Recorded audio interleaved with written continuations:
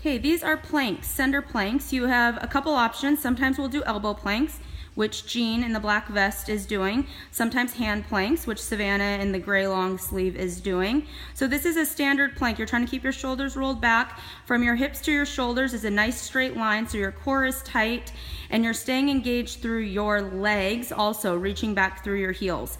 If holding this position gets to be difficult, you have an option to drop one knee at a time, still keeping your core nice and engaged, then switch to the other. And if you need to, eventually you can drop down to both knees. Make sure you're keeping your hips tucked under you so you're not sticking your booty up in the air, but keeping them all aligned, still planked.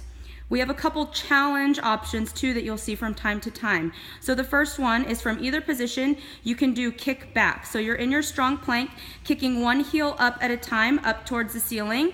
Notice that their hips and shoulders are still staying nice and tight. They're not bouncing around.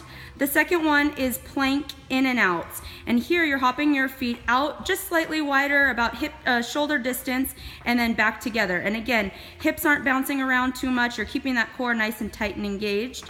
Your last option, and this would only happen from an elbow plank position, is going to be hip drops. These should be a controlled movement where you're kind of rotating your torso, trying to drop your hip down as close to the ground as possible. Pause, quick pause in the center, and then over to the other side, back and forth. Those are your center plank options.